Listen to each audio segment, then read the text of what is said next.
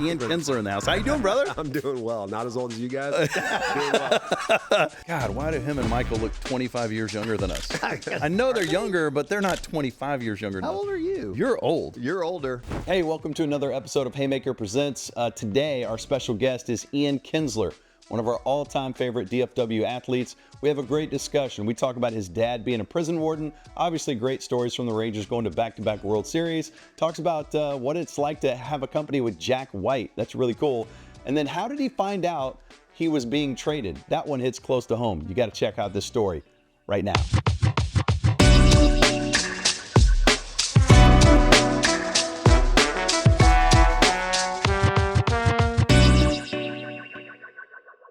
The quarter zip. You've got a hoodie quarter zip. Did you notice that? That is state of the art. That's Never state seen of the art. hoodie combo. Yeah, you don't see that a lot. Yeah. Like I've got, by the way, this is our product placement den. And so I'm wearing a Rollertown Beer Works quarter zip. But you walked in and I was like, God, if I had a hoodie on the back of this thing, Yeah. that would be a game changer. Yeah. I was looking at him going, God, why do him and Michael look 25 years younger than us? I know they're younger, but they're not 25 years younger than us. How old are you? You're old. You're older. Ian Kinsler in the house. How you doing, brother? I'm doing well. Not as old as you guys. Doing well. You look like you could still play. He always makes fun of me when I say that, but I mean, you're in about the same shape you were in when you played, right? That's a real funny question. Like, you want me to really answer that? Well, okay, but yeah, but you're older. Yeah. You wake up with body pants because old dudes do that, but you look about the. You probably wear the same size pants you wore. Yeah, everything, wardrobe's fine. Yeah. That's what I'm saying. It would take me to get back comfortable enough to play one game. It would probably take me a year. What if you DH'd?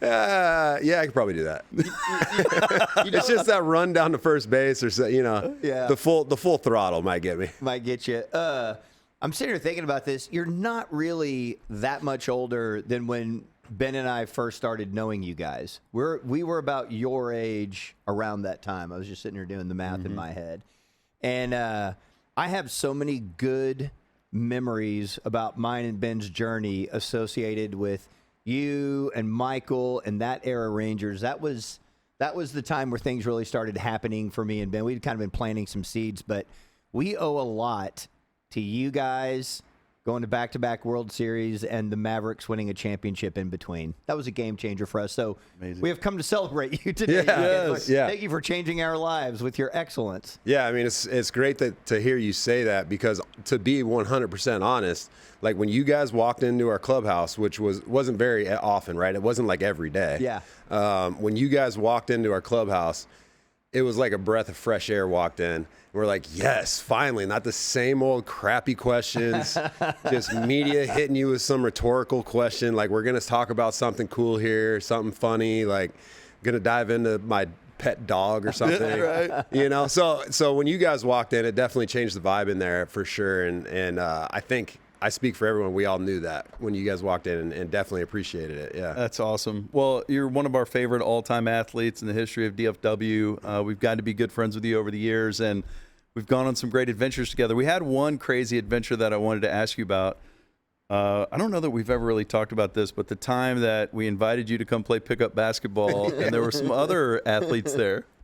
Yeah, there were a couple other guys there. Right. I think it was Witten, Jason Witten, and I think Romo was there. And there was a couple other guys that played like maybe overseas basketball or something. Like, it was a hardcore game. I don't even know. I think I might have went to Dick's and bought like a pair of basketball shoes for that day. Because I didn't. And I roll in, and I thought it was just going to be like this casual. We were at a church gym? We're at Prestonwood Church. Yeah, Prestonwood gym. And I roll in, and I'm thinking this is just going to be like church league pickup, just kind of hanging out, shooting threes, whatever. And Jason Witten's just throwing bodies. I'm like, this is not what I thought. And this is off season for me. I'm like, dude, I can't go inside right now. I'm gonna come down with something. If I go up and try to get a board, I'm catching an elbow or I'm catching a rolled ankle or something. So I just kind of like hung out on the exterior, threw up a couple threes, jacked them up, made a couple runs up and down. But it was a lot of fun. I mean, those guys were intense. Romo was quarterbacking per usual. Yes. You know, trying to move people around. Wittens just wants the ball inside. It was. I definitely remember that day. I have. Okay, so I want you to go back in time then, or think about me going back in time about how you feel now. Now, you were a pro athlete. Clearly, I'm just a washed random dude. We were playing in one of those games, and Jason Witten never knows how to dial it down. Doesn't matter what it is. Charity game, I'm going to run over somebody. Doesn't matter. You know, in basketball, you need the people behind you to bark out what's happening. He set a back screen on me. No one told me. And I full blast at my old ass, changed directions into Witten. I hit him and just dropped to the ground. And every bone in my body, my horrible, washed, tired body hurt for about a week. I mean, I can still feel the pain thinking about it. That's a car accident right there. That's a car accident. Yeah, you run into that guy. Tell me, there's a guy setting a screen. I don't think they wanted to. I think they wanted to see what happened, you know? I shouldn't have talked all that shit. There's something about, though, that the professional athlete and just the superhuman nature of it all and how it translates across sports. And I'll never forget, it was in that game, and you were sagging off a guy, and I was like, hey, that guy's pretty good. Just heads up, you may want to close in on him. And I don't know why I even said it. I'm talking to Ian Kinsler, and you kind of looked at me like, we're good.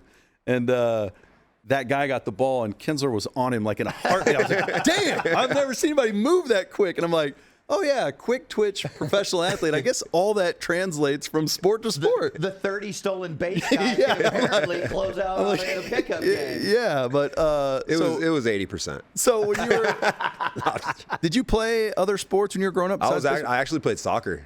Okay. Oh, That was my second sport. I was good until my junior year of high school, and then I stopped playing like outside of school and kind of lost all my skills. I mean, I was still capable of like putting it away, you know, scoring some goals and stuff, but I moved positions. I played center mid growing up and kind of like quarterback the field, and then I lost my feel for my back to the goal. It was the weirdest thing. I can remember just receiving the ball from, you know, the outside or my defender or whatever, and having my back to the goal, and my timing was off. I didn't know where the defenders were. My vision wasn't as sharp. So they just put me up in the front at striker or forward or whatever, just go chase it and try to score. So my senior year, lost a couple skills, but I was probably arguably better at that sport than baseball when I was growing up. Yeah. So that I kind of wanted to ask you about the high school thing in sports, but you bringing up soccer, I at least want to ask you about this now. Getting the World Cup here in this area, is that something that you're excited about? Huge bucket list for me. Yeah. I don't know if it holds the same weight being in Dallas, like in my backyard, but definitely want to go watch. Definitely want to be a part of it. Want to see just the level of talent that these guys have is insane. How fast these guys move, how quickly they're able. You talk about closing space, like the field, the pitch is huge, right? And these guys just, their anticipation's incredible. But I would much rather go watch the World Cup in like Argentina or, you know, Spain or something and go see it. But in your backyard, it's a no doubter. Yeah. So you had an incredible career. I mean, just pull up your stats and look at it. It's mind-blowing, the numbers you put up, and obviously you're on some great baseball teams. When you look back on it all, what are you most proud of, like personally? That's a hard question. I think, you know, my mind goes straight to the response I get from fans saying that I was fun to watch play. I think that's the most important thing I take from it is like, I was entertaining, whether they were mad at me or whether they were, you know, happy and liked watching, you know, enjoyed what I was doing, or I was being successful, or I was failing miserably. Like I guess I made it super interesting, you know, and I take pride in that because, you know, I think money gets in the way a lot with athletes, and I think from our perspective, sometimes you can get caught up in just making that huge amount of money and that payday, and then you're like, okay, I made it, right? Where my perception was always, it's not like no one's going to remember how much money you made when you played. They're going to remember the way you played. Like they're going to remember watching you every night and the emotions that you know, showed, or what you did on the field, that what emotions you gave them through the screen is probably what they're going to remember. They probably have no clue how much, if they didn't Google it or whatever, like they probably had no clue. So that's probably what I'm most proud of personally. But the teams that I played on in Texas and the relationships that we built, that's probably, as a whole career in playing a team sport, that's probably what I'm most proud of, yeah. That answer is amazing because it made me think of like 25 follow-up questions. I'm serious because, as you're answering that, I'm having my own memories of that time period. And I think the thing I want to go to first is how much fun y'all were to watch. And I was sitting here thinking about it as you're answering that, and I'm like, is that because they were good and they were winning, or the personality of the guys? There is something about you and Michael and Elvis, and then obviously when Adrian got here, and then Napoli being the character he is, and we got to know Derek. I mean, everybody got to know Derek really well, but there was a lot of personality jumping off of that field. Absolutely. A ton of character. And it's hard to, when you watch teams that are mediocre, not a lot of personality. Do you think, in my opinion, do you think the winning, amplified that, or do you think it definitely amplifies it 100%? It's endearing when you have different personalities, people from different places, different countries, different regions of the United States, whatever. And we all kind of meshed seamlessly. So it was like this beautiful family. And then the fan base like jumped on board with us. And at the beginning of that run, they like loved us, and so we felt that, you see cars driving down the freeway when you're on the way to the ballpark and they got Rangers flags hanging out the windows, or you're driving around your neighborhood and you see, Rangers signs in the front yard. Like, I don't see that anymore. Right. I haven't seen that since, right. Like whether it was the Mavs or the Cowboys or whatever. Like sometimes you see the Cowboys flags and stuff because people are absolute diehards. But I can just remember that period of time. People seem to really grab a hold of those teams. And we felt that, But, it's interesting. I'm like Skin. This brought my mind to some different places. We have seen athletes over time get paid, and they're like, I check that box. And I can't say I wouldn't do the same thing. I would. I mean, I'd be like, see, thank you very much. Like, we knew a guy who played for the Mavericks who, once he got paid, he wasn't playing very much, and so he just chilled on the bench, and he was wear untied Adidas shell toes. And he was like, my dad still rocks those. right. But he got paid, and he was good, and again, not begrudging that. But specifically, and I don't want to speak for everybody on the team, but you and Michael are hyper-competitive human beings. I think that's fair to say. You might be one of the most competitive people I've ever met. And if, we were joking around about you coming back and playing, but if you were to, I know that's not happening, but I'm just saying, if you were to get back into that even for a couple days, I think I know the way your brain is wired, you would be all fucking in. Yeah, it's a blessing and a curse, I think. I played in a couple Sandlot games, and we had this high school softball pitcher come out. She moved the mound in close, and everybody wanted me to face her, and I'm like, no, I don't want to do that. Like, that's a bad situation for me. And it's a lose-lose for me, I promise you. And everyone's like, do it. And they're like, forced me to go up there. So I went up there, and she fires me one in there, strike one. She fires another one in there, I like foul it off, strike two. And then I can honestly, I swear to God, I can remember like these emotions like building up inside me. Like, I'm down 0-2 to this high school softball pitcher, and I'm like, like, this ain't happening, right? So I get spread out, I get real low, I'm like bury myself in there a little bit, and she throws another one, and I just take a rip at it and just drill her right in the stomach. Oh no! Like, I hammer this ball. And it's just a pure line drive right back up the middle, and it just smokes right in the stomach, and I'm like, I told you guys, like, this is not where I felt terrible. Why'd but you yeah, let the lion out of the cage? Yeah, but like, what are you doing this for? I don't know what's wrong with me. Oh, that's so funny. She okay? She was fine. She went down, and like, I went to the mound. I didn't, I felt terrible. And walking up there, I kind of felt like something's going to happen here. Like, this isn't good. And then that happens. So I just can't control it sometimes. I mean, whether I'm spectating or actually in the act of playing my son in like one-on-one pickup basketball, like, there might be a couple elbows popping out, right. And I'm like, what am I doing? Just take But it. that's exactly what we were talking about, where your contract never impacted how hard you tried, Right. ever. No, it's And- just and- like there's a joy and a passion to playing, right? And I when you're in between the lines and you're competing against another guy and they're trying to get you out, right? And you're trying to help your team win the game, all of that stuff disappears. Like everything disappears for me. It was just a singular focus, and the money.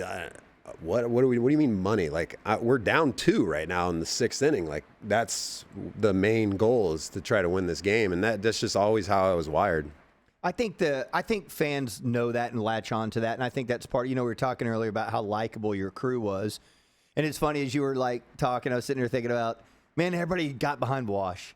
I mean, like everybody loved Wash from all different walks of life, and so there's the personality part of it, but I also think fans know, man, these guys give a shit, and if I'm going to spend money on tickets and parking and all that stuff, I want to watch guys that care, and I think that your team totally projected that. I mean, we love to play. Yeah. Like we love to be at the field. We love to play the game, and you can see it by our actions. And like Wash having sunflower seeds fly all over the place and waving his arms and like jumping up and down and patting the top of the dugout, and like, everyone's into the game. We were, that game was the most important to us, that particular, whichever one we were playing, and we loved it. And we kind of wore our emotions on our sleeve as a group.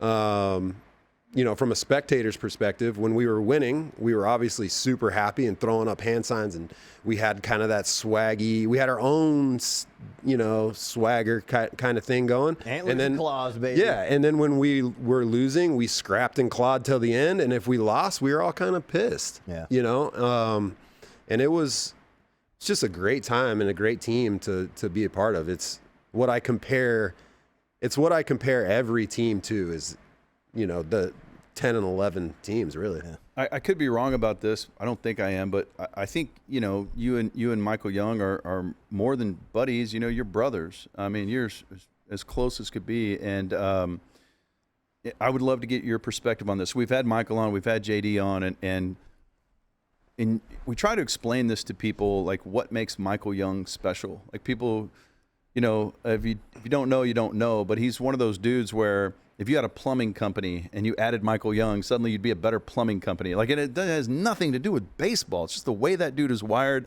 the way he thinks, his mindset, all of that stuff.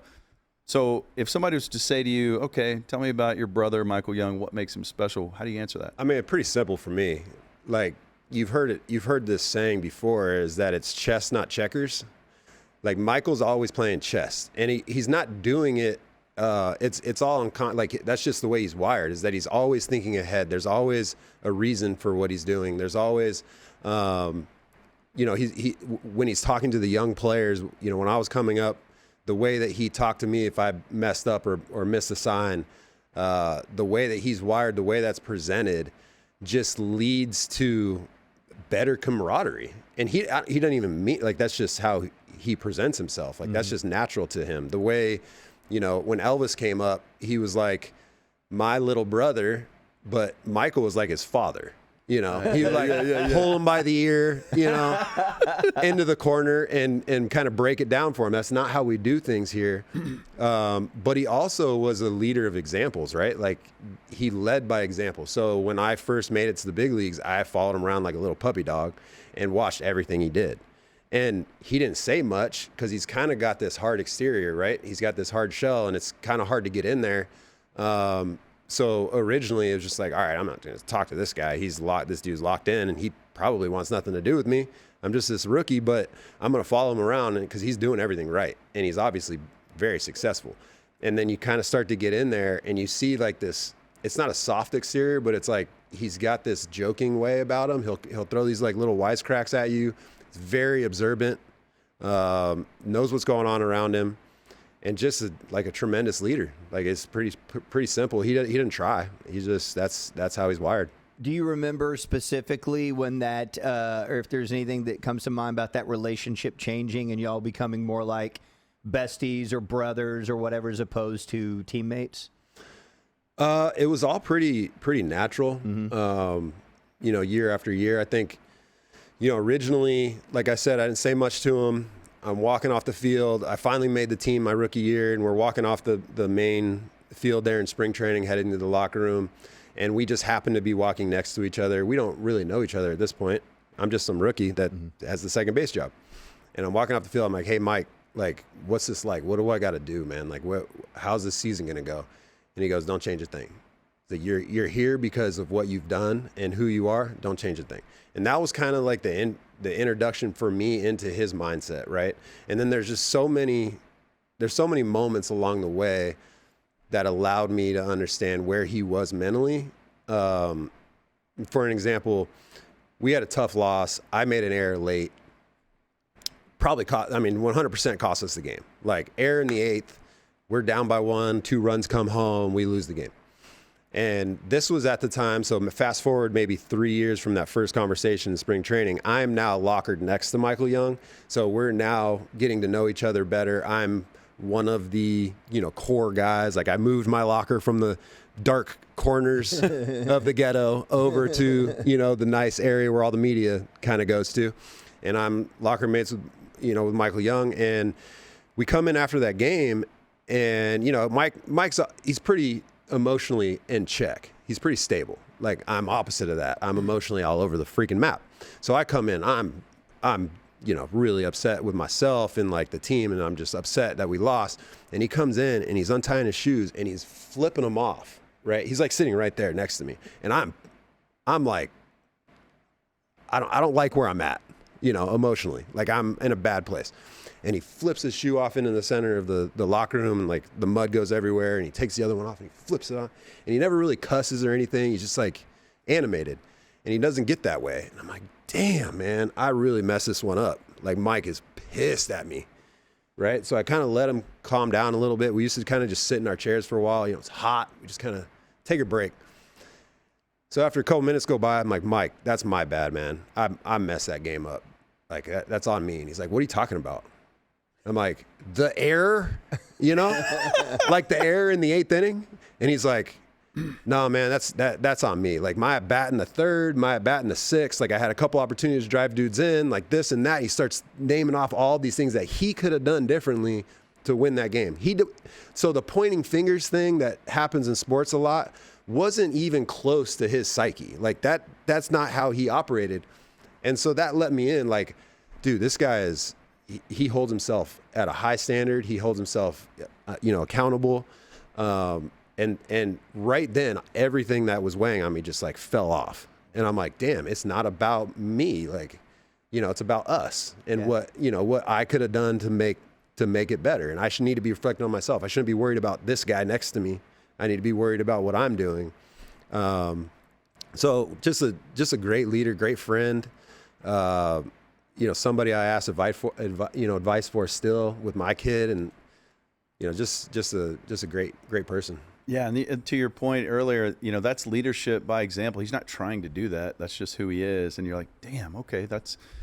So you guys are super. But he's also scared of like clowns. I know, that's the weirdest thing. How is he scared of clowns? So like, is this weird dude? I'm like, Mike, you're not scared of clowns. You quit acting. He's like, no, I'm scared. Like, don't bring a clown in here. Like, I'm scared. Don't bring a clown in here. Apparently, he had this uncle when he was a kid that he used to have to go to his uncle's house, like when his parents couldn't have him for the weekend, or his parents were doing something, and his uncle had to watch him. He'd get dropped off, and you have to sleep in this back room, like this shady back room, like all these clowns on the. God! Yeah, like he couldn't sleep. He was like scared, and like he's just like this little kid, like 5-year-old or whatever. So I guess that really affected him. Wow. I'm like, bro, it's time to grow up. Okay, like, so you're obviously super close with him. You're also a very competitive person, and we've had Michael on, we've had JD on, and they talked about their relationship. They both talked about it, and JD took ownership, regretted the way he handled things, and Michael talked about how they're cool now. And JD and Michael said, man, I keep telling JD to quit apologizing. JD apologized so much. And so I want to talk about your role in all of this, because I detected maybe a similar situation with you and JD, but I couldn't tell if it was about you personally or because you're so close to Michael and you feel like he got jacked around? I kind of feel like that's what it was. Definitely. It was both of those things. I saw Michael go through it. I saw it affect him. And then I could sense it coming with myself. And like, I'm not all roses in this situation. Like I said some things, did some things that I probably shouldn't have, or definitely shouldn't have. And like you said, me and JD have sat down and talked about it, and we both apologized to each other profusely. Like, I feel like I overstepped and said some things that I shouldn't have, and handled the situation completely incorrectly. And then he apologized over and over again, same as his conversations with Michael. But everything's good now. I just think, looking back, is just kind of what could have been, right? Like Nelson and Cliff and, Josh Hamilton and CJ Wilson and all these guys, Mike Napoli, all these guys that kind of left, Mike Young, myself, we all at some point left and went on and still played good baseball. So it's, looking back, that's my one thing that I wish we knew is like, what would have happened if we went a couple more years?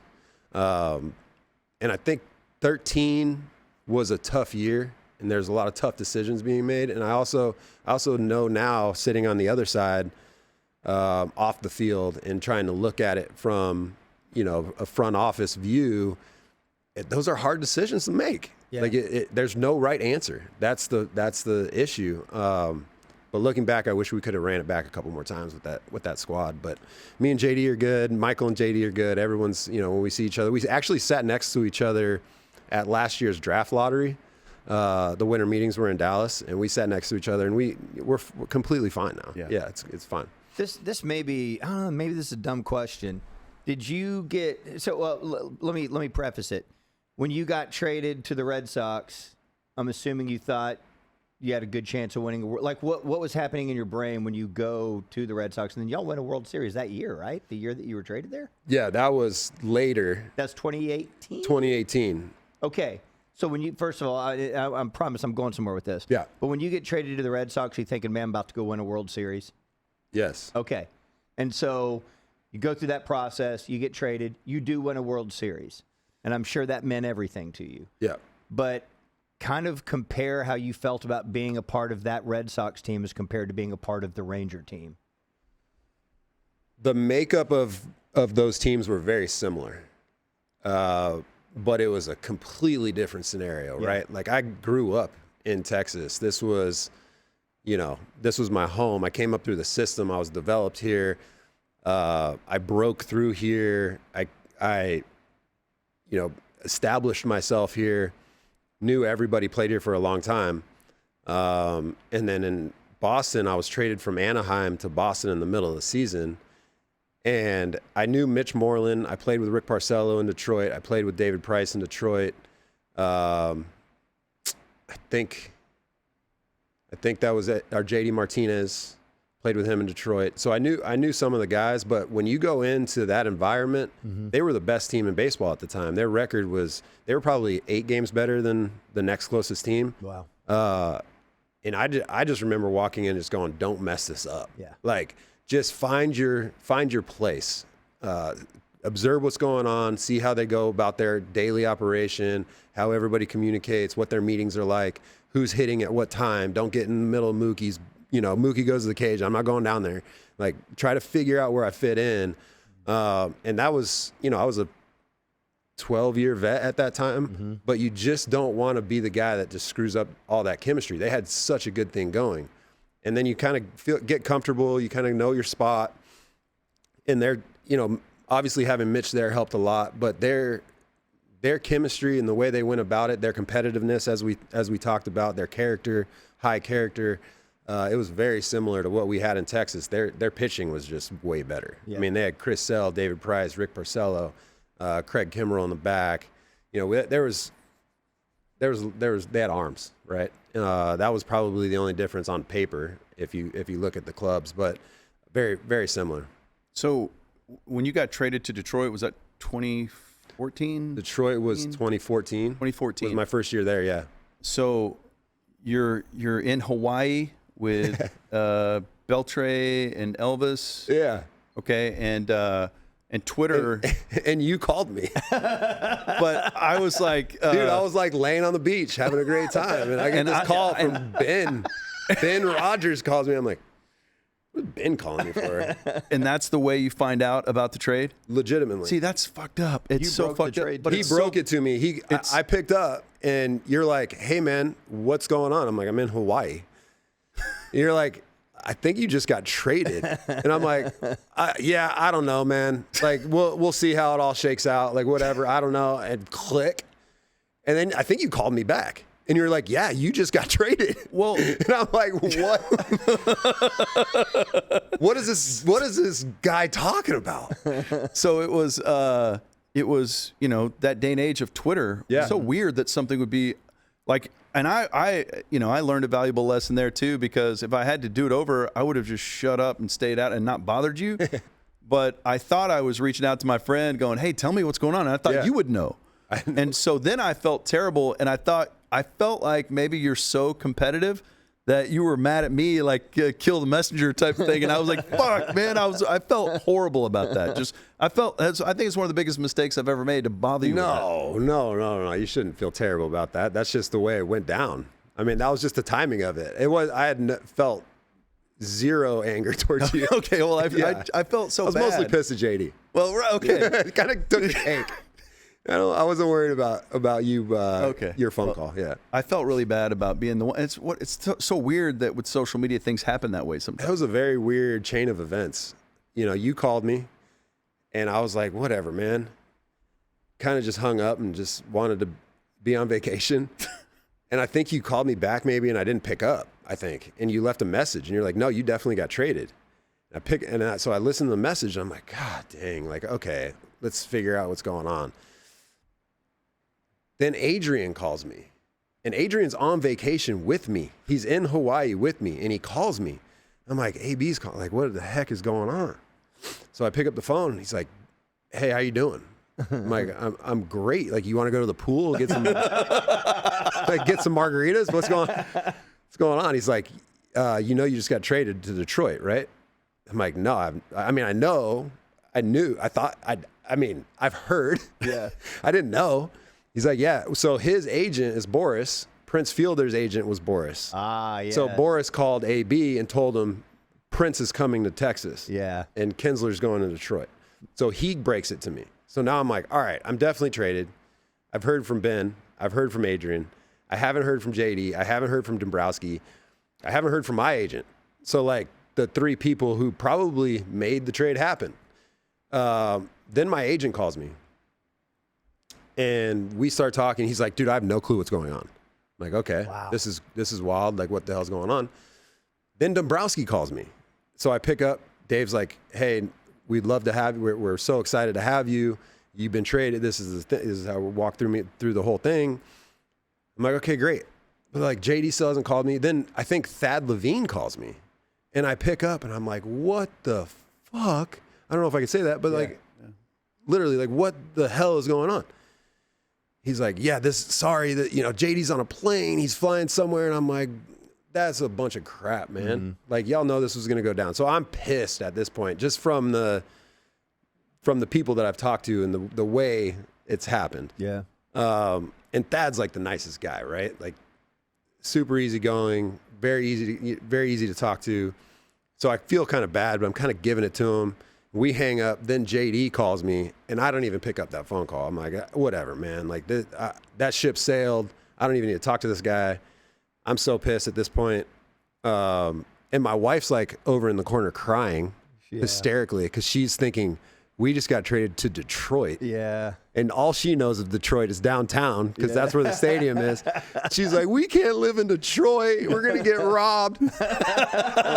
I'm like, there's nice places in Detroit. It's going to be okay. Plus they have like awesome pitching. So let's just, let's look at this differently now, So it was a whirlwind, but you broke the news. I was devastated that I felt so bad. And then, I was feeling horrible, and one of the first times you came back to Texas, I don't know why I was like waiting to get in the clubhouse, or you were in there for a long time or something, and so I couldn't get in with my credential or something. Maybe it was closed at that point, and I I couldn't see you, and it was in my own head about. I was like, golly, I think he is mad at me for that, and so that was in my head. Anyways, I'm sorry that I did that. No, don't apologize. I'm never mad at you. Just part of the story. You ruined his trip to Hawaii. It's expensive to go to Hawaii, man. Think about what a weird thing that is. He's like, Ben and Adrian Beltre called me. Before my agent. The big two. Yeah.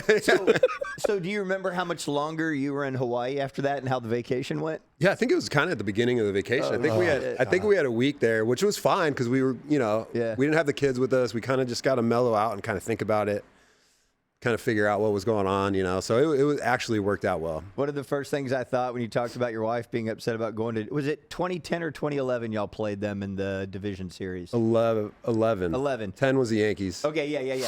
So Ben and I we were in downtown Detroit, which, it was like Ghostland. It was like, and we were sitting in some restaurant. We looked out the window. I mean, it's literally, it's just dead. There's nothing going on. And a pack of dogs are walking down the middle of the street. Yeah. Like, where the little ones in the front. There's big dogs behind it. We're like, man, Detroit is fucked up.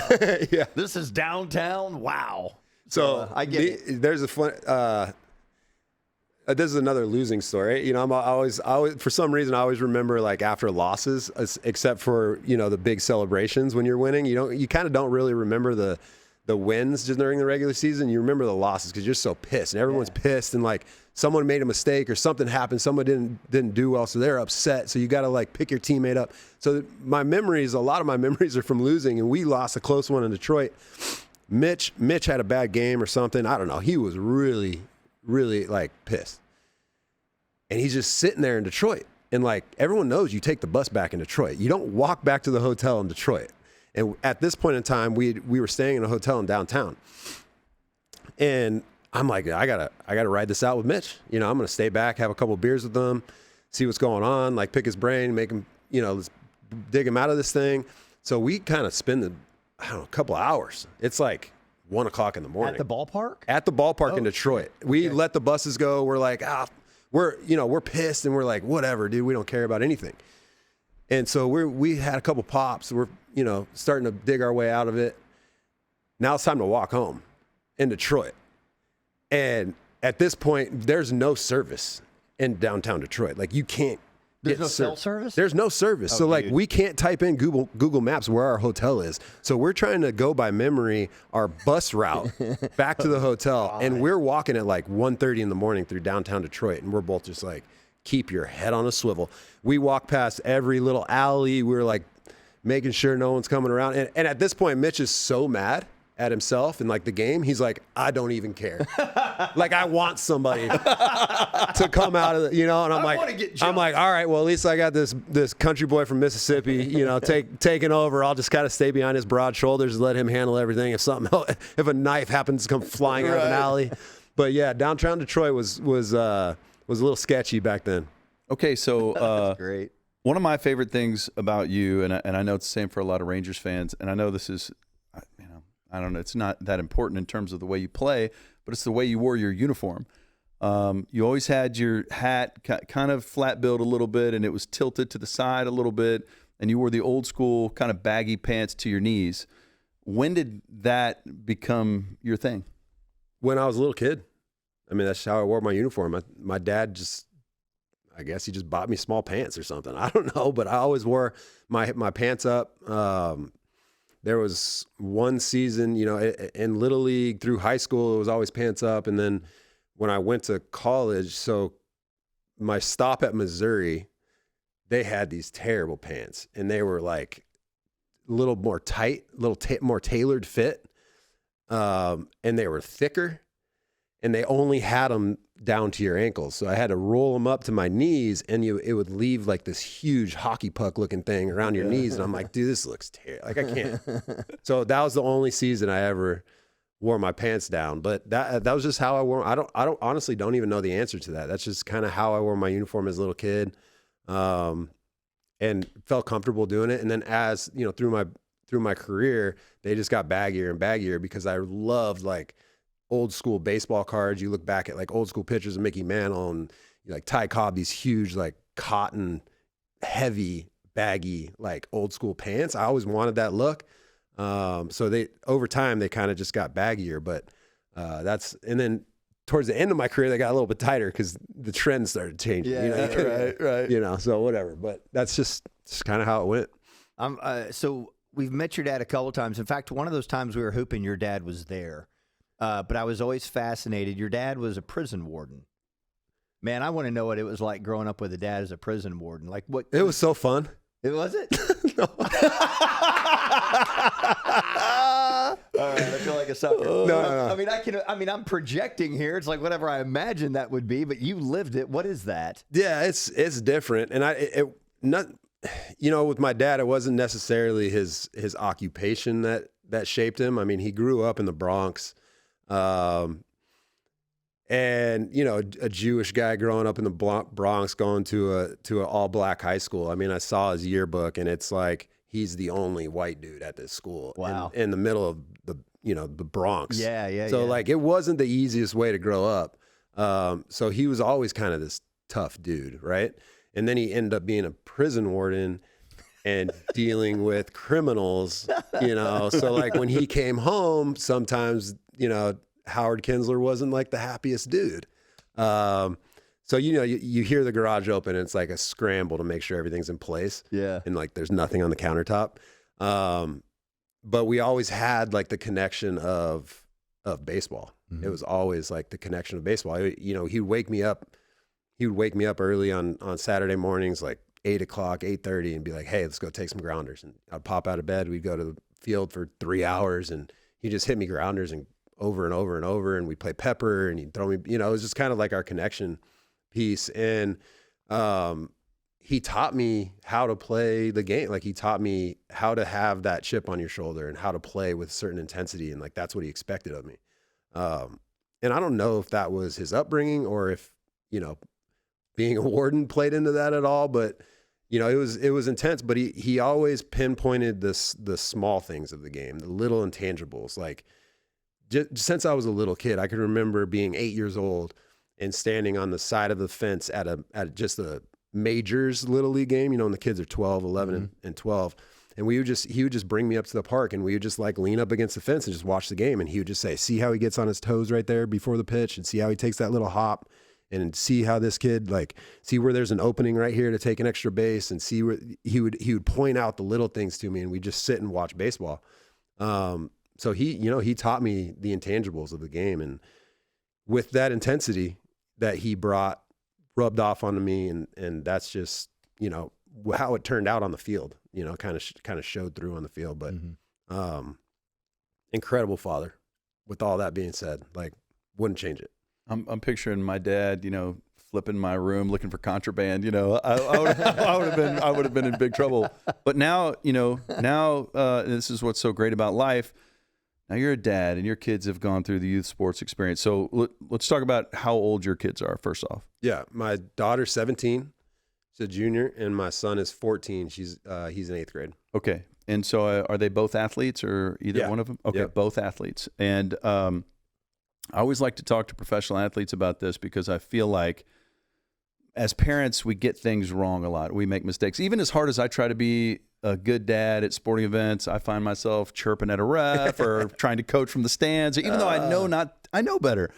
But every once in a while, you'll talk to dads, even when the kids are like 7 or 8, and they're convinced that their kid's going to go play college ball or go to the pros, and I'm just like, it just doesn't work like that. And so they think they got to get him in lessons every day as a 6-year-old or they'll never make it. And so now that you've experienced, being a dad in youth sports, what's something that we as non-professional athletes get wrong as parents when we're in the youth sports experience? Have you seen some mistakes? Yeah, I just think as a whole, it becomes too much about the game and the results rather than what they're learning or how to mentally handle adversity. Like, let's talk about some tough moments that happened during the game and like how you felt.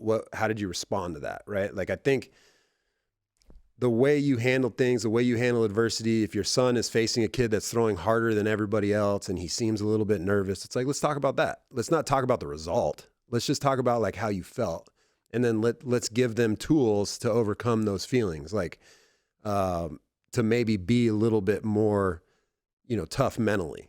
And I think that plays in any walk of life, right? Like if you can deal with adversity, you can deal with failure, and you can support your teammates, like understand what they're going through and try to help them as well. Like those are the important things, right? Those are things that are going to last forever. And then like never giving up is a huge one for me. Like I don't care what the score is. I don't care if you're winning by a lot or if you're losing by a lot. Like don't just half-fast it or take it easy when you're winning by a lot. Like you like continue to play hard. That's like a no. So my son's got this problem of like running. And see, like I'm preaching to the choir. Like there were times where I popped the ball up and I didn't even get to first base and I slung my crap. And I'm like, I'm pissed. And so there's a lot of lessons, a lot of things that I did that I am trying to learn from the way that I acted and trying to project onto him. Like don't do it that way, Yeah. But he's got this, he's got a little swag when he plays, and he was facing this kid, throwing pretty hard, and he rips one right back up the middle, and he kind of like peacocked it, running down to first base. Didn't even round first. And I'm that right there. I don't care about the hit. Like, great job. Nice job. You're going to get out. You're going to get hits like those. That's just part of the game. But you can control your, your effort level. Mm-hmm. So those things are super important to me. I think people get so caught up in the result, how many points they scored, how many hits they got, like all of the stats and all of those types of things. I think there's just so many lessons in sports, so many life lessons that I think, are way more important. And wherever they go with it, that's how far they go. That's what they're capable of. And you're going to give them, you're still going to give them all the opportunities. You're going to give them the lessons. You're going to give them the weight training. You're going to give them the nutrition. Like, all of those things are part of it. That's just, you're trying to provide for your child. That's great. But that's not what's going to teach them things in the long run of whether they go to play college or whether they don't. They're going to, you want them to take something away from the sport. So that's probably the biggest thing for me when I watch parents is they're kind of consumed with the result. Mm-hmm. Do you have a good feel for how your kids feel about you as a baseball player? Like, is that a thing for them? Do they care? So, yeah, my son thinks he's better than me. Wonderful. Like, I love that. At all times. Yeah. So whatever. You do the whole thing. You're like, how did that kid get so cocky? Oh, yeah, it's my kid. That's how he got so cocky. Right. Yeah, whatever. He'll figure it out. My daughter, she like runs track. She's a track and field athlete, and she's really good at it. And she seems most aware of like the last name, and she kind of shies away from it. She doesn't want people to give her favors, and she wants to kind of do things on her own. Cool. My son, like, he would like tattoo Kinsler across his head, and like, yeah, that's me, he's super proud of it. So we'll see how it all shakes out. Like there's going to be moments where he's going to get probably more attention negatively or positively than he probably deserves. And we'll see how he handles it. But, right now he's doing a great job with it and he loves it. And it doesn't, change the way he treats people or anything like that. They're both really good kids. And, it is what it is. That, my daughter does great with it. She's moved on. I think it kind of affected her early in high school. She thought everybody was thinking that at all times, right. And now she's learning that's not the case. Right. But it's a lot of fun to watch them compete for sure. We grew up with a guy who played for the Dallas Cowboys. We knew him since elementary, middle school, mm-hmm. And one day he called me. He had twin boys, and he goes, "Ben, will you please tell my kids I was good at sports?" Like they just didn't believe him. They were just like, no, he wasn't. Like they're talking trash. So and they were good baseball. And they were really right? good. Yeah, really good athletes. And so, that's funny the way that works. But does your son wear his uniform the right way? 100%. Let's go. Yeah. So I would get my kids their baseball pants tailored. That's how much I like the look. I agree with that. I think that's the way you wear baseball pants. And so I have these pictures of them as little kids with those pants perfectly tailored like that. I just think that's the right look. Okay, so let's talk about life after baseball. Obviously, you're still involved in baseball. You still work in the Rangers front office, but you're involved in other businesses. And one of them that we love is Warstick. We're just like fascinated by it. I think it's one of the coolest brands ever. So like, tell us about that business and anything else you got cooking on the side. Yeah, so it started out as a baseball bat company. There's a guy named Ben Jenkins, who's the founder. He grew up in Lake Highlands. Played a little bit of minor league ball, went to design school in Chicago, created this brand out of his brain. And, he had a design firm before this whole thing took off called One Fast Buffalo. So that's his thing, right? He's good at design and obviously had a passion for baseball. The two kind of met. And then Marty Turco actually called me and said, hey, I want you to sit down with a friend of a friend wants to talk to you about baseball bats. And this is one off season. I'm like, man, I don't want to, you can't just make a baseball bat. It's not that easy. So I kind of big leagued them a little bit, didn't go. Next off season, Marty asked me again. And I'm like, okay, I got to do a favor here. He goes, just go get free lunch, meet this guy. Me and Ben hit it off right away. Loved the product, loved his vibe, loved the logo, super simple and clean. The things that he was doing at that time were very interesting. And I said, here's my Louisville Slugger. If you can make the war stick feel exactly like this, I'm in. And he did. And so I'm in. And as he's telling me the story and the history of war stick, he says, this guy, Jack White, you know who Jack White is? And I'm like, yeah, I know who Jack White is. White Stripes, musician, awesome freaking rock and roll guy. You played in Detroit, which is where he's from. But yes, exactly. Yeah. That's how, so I'm in Detroit at this time. I'm playing in Detroit in this time. And I go, yeah, I know who this guy is. And he goes, well, he's been looking at our website, looking at our products, but he's not buying anything. And he's just kind of selling this product. He's selling War Stick to me at this time. And I go, that's funny. I know Jack. I've met him.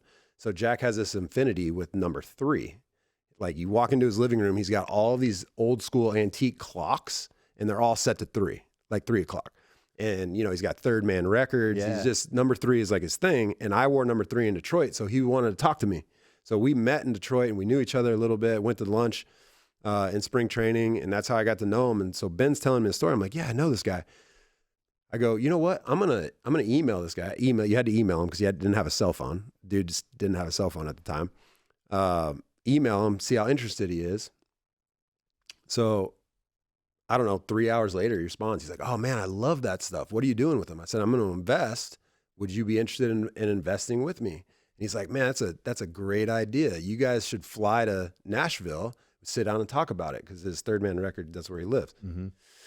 So I get on a Southwest flight with Ben Jenkins, some dude I have no clue. I don't know this guy at all. We're sitting in, middle row, and Southwest has jumped on a quick flight to Nashville. We go to Jack's Third Man Records. We're sitting in his office, me and Ben are selling this to Jack. I don't know this guy, but we're selling it to him. He's like, I'm in. I love this. A week after I met this dude, Ben Jenkins, it's me, Jack, and Ben are now, me and Jack are the major investors in this, and it kind of just takes off from there. And at that point, it was T-shirts and hats out of Ben's basement. Mm-hmm. His kids were filling orders, and wood bats. That was it. And he just wanted his wood bat to get into the major leagues at that point. That's where he was at. And we finally got into the major leagues, and Jack, being a huge Tigers fan, we started promoting it, started making some noise. Then my teammates started asking me about it. Other players started asking me about it, kind of blew up a little bit. And then we just pivoted into aluminum bats so we could get it into the youth, youth area and try to make an impact on kids. And, our whole slogan and try to understand that it's not necessarily about how hot the bat is. It's the dude using it and all this stuff. So it's been a wild trip. It's been a lot of fun. A lot of really cool stories have come out of it. And, it's still going strong and doing really well. It's crazy amount of products. Ben, he's an outdoorsman. He's got a lot of hobbies. He's a fly fisherman. He's a surfer. Wow. Likes to be outside. So he's got War Stick surfboards. He's got War Stick fly rods. He's got pickleball paddles. He's got all this different stuff. And it's kind of been a trip. And, over the last year, we've really just kind of cracked down on baseball. Now we're getting into the NIL space, which is wild. We all know. Yeah. And the college atmosphere and trying to make an impact there. And it's been really fun. It's going well. And let me just follow up right quick. Were you a fan of White Stripes and Jack White's music? Are you a rocker or what's your vibe? Yeah, I think White Stripes is pretty universal, right? Yeah. Everybody kind of likes that vibe. Pretty undefeated. Yeah, it's not, it's not too loud, it's not too soft. Yeah. It's a good middle. And plus I'm a Motown guy. Cool. I like old school music. Yeah. My prison warden father that grew up in New York put me onto that. Yeah. You know, that was Sunday mornings in our house was Motown. So he's kind of got that vibe, right? Like he's got that influence. So it was always good music to me. I made, when we went back, keep coming back to Detroit, I made Ben and Frito go to Motown with me during that week because it's like I love that music too. And if you go there, and you know, they've kind of turned it into a museum, but you can go into the staircase at the Motown, the house where they did everything, where they recorded all of it. You can go on the staircase and you can clap, and you can hear the natural reverb that's in the staircase that they recorded, and you've heard it, that tone, you've heard it on a jillion records, whether you know it or not. Huh. And that moment where you hear it, it's just like 50 years of nostalgia happens in one moment. It sends chills up and down your spine. You're like, this is the sound that I've heard on a jillion records in this freaking house. Yeah, I didn't know that. I love things like that. I think it's just so neat. I didn't know. That's really cool. Yeah, Jack has all that, right? Yeah. Like grew up with that. He grew up with Detroit's such a cool musical city. And he has that vibe to him. Yes. And he can play anything. This dude can like play this, you know, whatever these little this little table ornament thing you guys put out here for whatever. This wonderful moss. They made sure we had only the finest moss. Right. He can play that moss. In the beginning of the movie, It Might Get Loud, he's making a guitar. Like if you've ever seen the movie, it's him, Edge from U2, and then Jimmy Page. Out of like the 2x4. Yes. Yeah. He's making his own. It's just, he's an amazing dude. So we used to play these Sandlot games. Yes. And he would come to town. We did one in Dallas one time at Rivershawn Park. And he always wants to take BP before. He always wants to make sure his swing's dialed in, right? Like he wants to go get like a hitting lesson. And I got a cage at my house. So he came to the house and I was giving him a little hitting lesson. We were doing some BP. And after we finished, we walked upstairs and I have this baby grand piano in my living room. And like my kids played it when they were younger, you know, piano lessons or whatever, but at this point, no one's touched it for a year. It just kind of sits there. And he just like slams it open. He's in full war stick, like baseball union. And we're just walking by. We all think we're done. We're going to go to Rivershawn. He slams this thing open and he sits down and he just starts banging on this thing and doing like those screeches and yells. And he's in my living room. And I'm just like, he just turned my living room into a rock concert. This is so in like a blink of an eye. And he's just banging. And it all makes sense, right? Like it all sounds right. It's all in order, but it's like loud. It's crazy. I don't know if you've ever been to a Jack White concert, but it's a treat. I'm a pretty big fan. I love him. Yeah. And I love the fact that you're associated with him. I just think that's so cool. Yeah, I do too. He's awesome. He's awesome. Great. I want to ask you about another guy you're associated with. So, Torii Hunter. Yeah. I never knew Torii as a player, but he lives in the same area I live, Prosper, in that area. And so I can remember asking Michael Young about him. And Michael is not just go around throwing flowers at everybody. And the way, I'm not saying he doesn't, I'm just saying it's well earned. What he says. He means what he says. Yes, he does. The praise he had for Torii Hunter was off the charts. And I was like, damn. And so I went out of my way to meet Torii and got to know him, and we've become friends. And I'm not super familiar with his career. I mean, I know what his numbers are and I know everything he accomplished, but I'm a Rangers guy. Like, I'm not just a baseball fan. I'm a Rangers fan. And it's been really cool to get to know him that way because I'm not like jocking him about his career. Right. He's just a special dude in so many different ways. He's a true leader of men and just a really impressive guy. And so I'd like to hear more about him from somebody who did play the game with him and get your thoughts on what Torii Hunter's like. I mean, you bring up two guys that are just very similar. Michael and Torii are a lot alike in their makeup. Like you said, just leaders, consistent leaders, right? They do what they say and they say what they do. Like, very simple. There's a joy when he played the game. He always was lighthearted and picked people up. He always had his teammates back. He always played hard. Like, very, very similar to Michael. Just two tremendous dudes in all walks of life. I mean, Tori's super successful off the field now, went into real estate and buying land and doing all kinds of stuff. And he's super successful.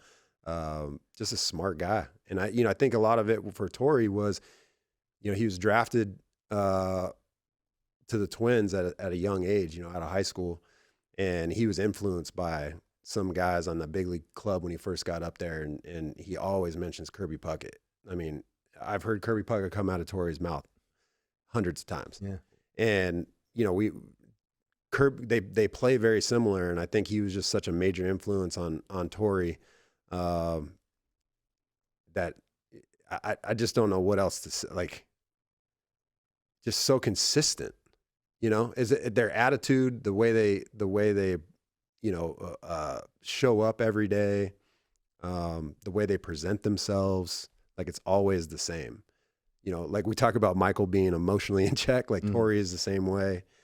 You know when he gets hot. Torrey probably get a little bit hotter than Michael, runs a little bit hotter, but he's just a consummate pro and does everything the right way. Like it was a real treat playing with him in Detroit. It was, because playing against him in Minnesota is like he's beating our butts all the time, and when somebody's beating you a lot, you just don't like them. You know, right. It's kind of innate. You're just like, man, I hate that dude. Yeah. He's constantly just beating us, especially when they're, you know, they got a little bit of swag to them, and they got, you know, they're kind of putting it on you a little bit. You just automatically don't like them. And then being able to play together in Detroit, completely flip the script and just like pure leadership. He tells a story about almost dying in the ALCS. I think it was in Boston. And I think, God, Was it going over that wall? It was, running into the wall trying to make a catch. And, you know, Joaquin Benoit, change up to David Ortiz. He shouldn't have done that. So were you on Boston at that time, or were you on Detroit? I came the next year. Okay, so they lost, and then I got traded to Detroit.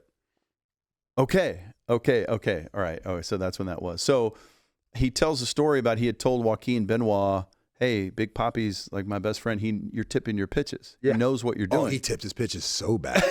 So bad. He said he told him the day before, hey, so when you do what you normally do to throw your changeup, like do that, but then throw the fastball or whatever. He told him do the opposite of whatever you're doing. And Joaquin Benoit was like, shut up, man. Like, whatever. Yeah. And so Joaquin Benoit is coming into the game to face Big Papi, and Torrey's like, dude, remember what I told you? And he's like, whatever. And then he does exactly. And so Torrey says he's running back towards the wall, you know, and it's just a split second, but he's having all these thoughts, and he's like, he's mad at Joaquin Benoit for not listening to him. And then he's thinking about his best friend, you know, launching this ball. And he's also thinking about his opportunity to make it to the World Series is to win a World Series is fleeting. And so he goes all out, and he just runs in that wall, and said he almost died. Like it was, but he sold out, went with everything he had to try to get it. And so I'm just fascinated by that story in so many different ways. But like, you know, do you sometimes tell players that, hey, you're tipping your pitches and they don't listen? Or like, you know, does that anything about that story stand out to you? Yeah, there's some weird guys, man, you know, and it's such a machismo thing. It's like, it doesn't matter. You know, I'm that good that I tip my pitches and get them out anyway. And it's just, yeah, stuff like that happens all the time. And I could just see Torrey running angry after that ball, you know, like just so mad that Joaquin and Joaquin pitched here in Texas. He was my teammate here in Texas. And he turned himself into a good pitcher and had a very good career. And he was one of their best guys in Detroit. I mean, they leaned on him heavily, but I can definitely remember that home run that Ortiz hit right there. Obviously huge moment, walk off, like the whole thing. But Joaquin tipped his pitches so bad, man. Mm-hmm. He was like it was blatantly obvious. Like Torrey was a magician at finding tendencies from the pitchers and picking up that stuff. And so we would all be, you know, getting prepared for the game, watching videos pregame. On the starting pitcher's always on a reel in the clubhouse. So you just see their starts over and over. You see him pitching over and over and over. And sometimes you just kind of just lock in on it and watch.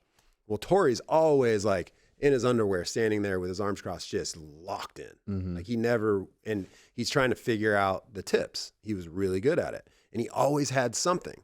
And Torrey would even tell you, like, hey, this dude is tipping right here, is little, but it was like, as his arms coming forward, I'm like, Torrey, I can't do that, man. Like, I got to be ready to hit. I can't do what you do. And plus you're lying. Like, I don't see that at all. No, but he had something on everybody. Torrey, like he was known around the league to be able to do this, right? And Joaquin, his tip was so simple. It was when he came, you could probably bring back the tape. when he set, so Joaquin was, before the pitch clock, this dude was like the slowest human. Okay, He was yeah. a rain delay. Yeah. And he would come set, and if he came set above his belt, it was a certain pitch. If he came set below his belt, it was the other pitch. And it was the easiest thing to tell. Like, you could just be like, and it was super early, right? It was before he even started his windup or like picking his leg up. So you knew right away. So I could just see Torrey being so upset, and him running after that ball. He went launching into that bullpen. I mean, I thought he caught it for a second, as a spectator.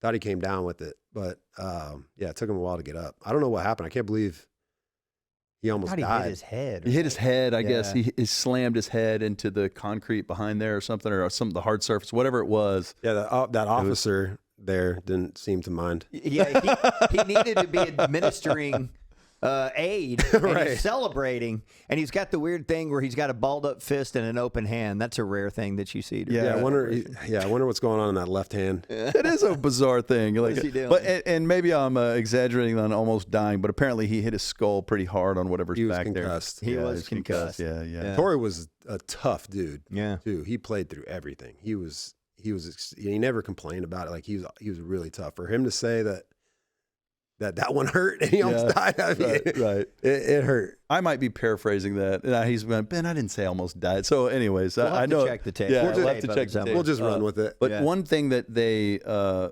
lot of players that are friends with you and still are friends with you say, and the reason I say still is because guys that play golf with you say you're a ridiculous golfer.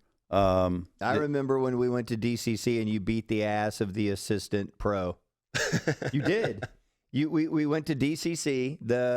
We had a buddy who was friends with the assistant pro, and we went out there and we played. And you beat the guy on his own golf course. And I was like, man, Ian's that club was nice. By the way, we saw Charlie McKinney there. Yeah. And he was like, "What are you guys doing here?" It's like too nice, Yeah. But yeah, you beat the pro or the assistant pro that day. pro. But people talk about your golf game quite a bit. And so are you like one of the better professional athletes now turned golfers in this region? Or how do you look at that? I don't know.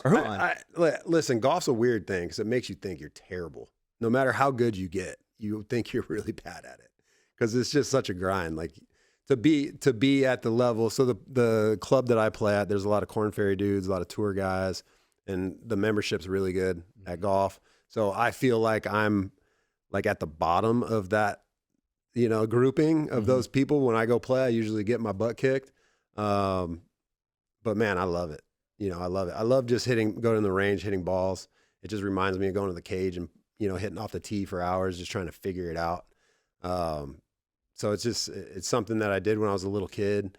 Not, I didn't get lessons or anything, but I would get dropped off at the golf course and just go play with my friends. And so it was something that I always just really enjoyed.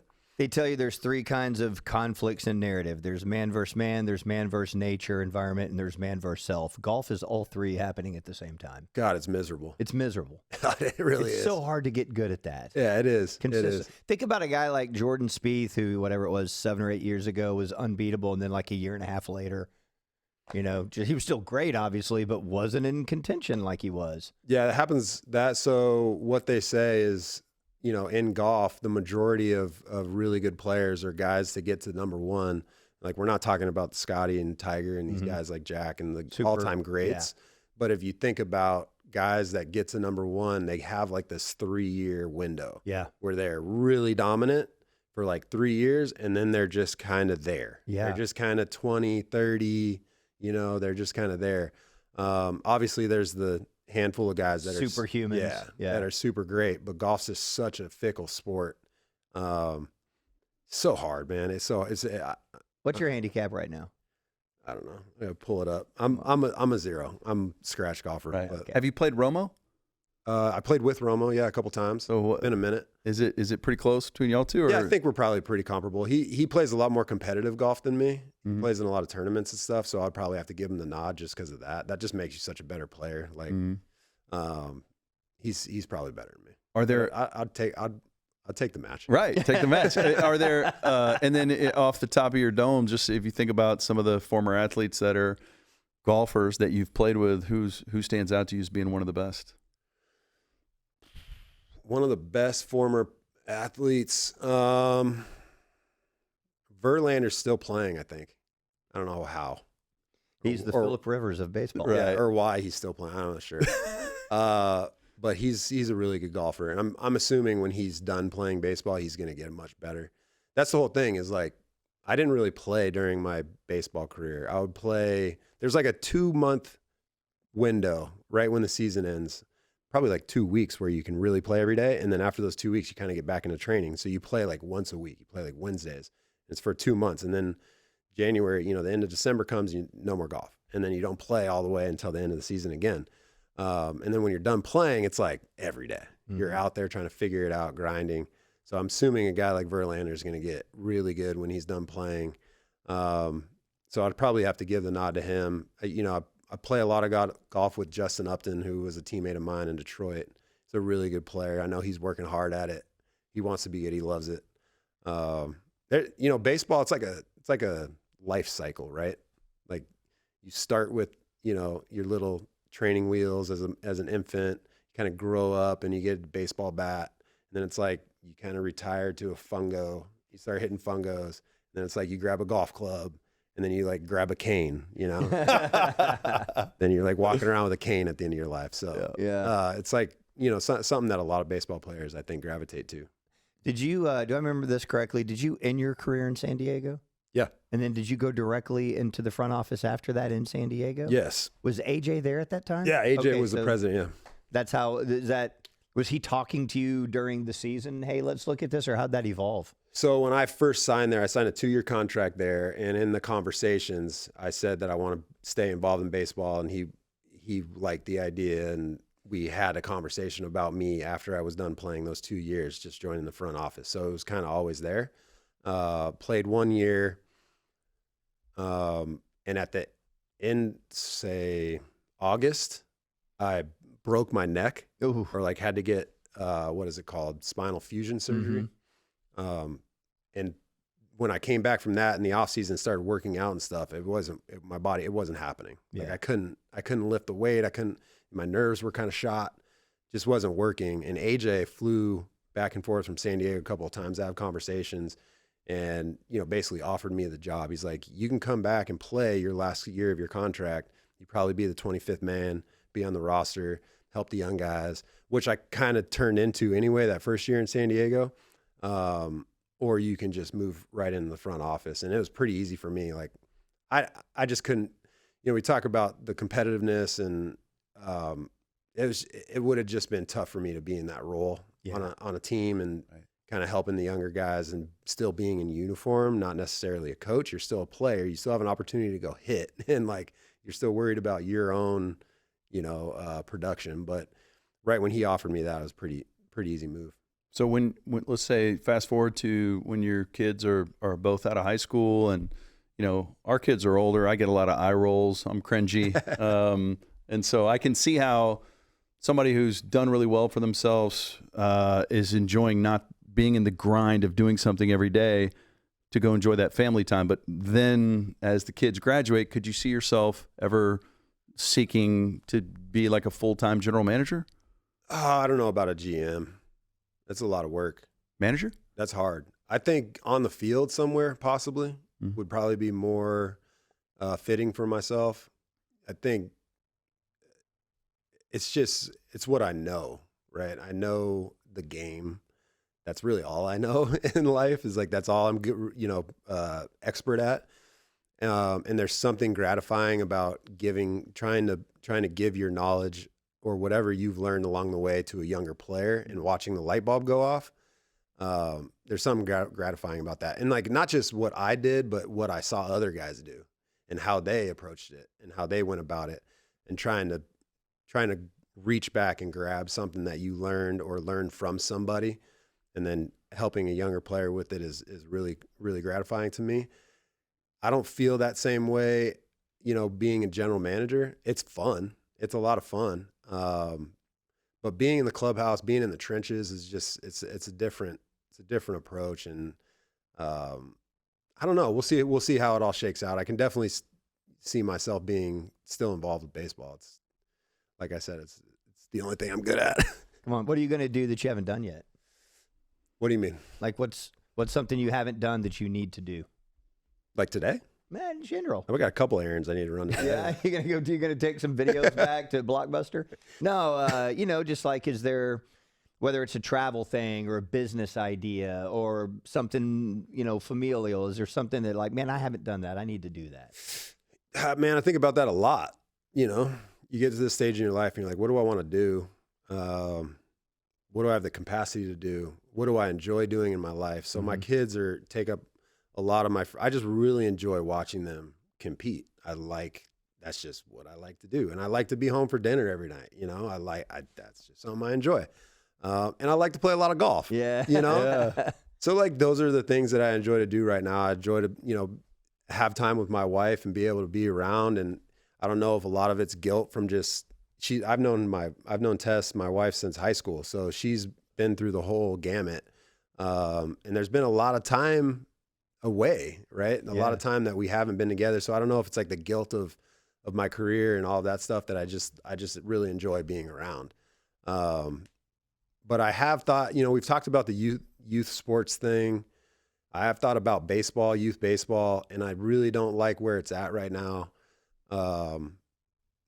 It's just, everybody wants to make money. It's kind of this money grab thing. And they try to get as many numbers and as many kids as they can into a system, and they try to just make a living out of it. Yeah. Which is fine. Right. I'm not saying it's bad. I'm just saying we're not teaching the game the same way. The fundamentals of the game, of like team baseball, we're not teaching that the same as we were, 15 years ago or 20 years ago.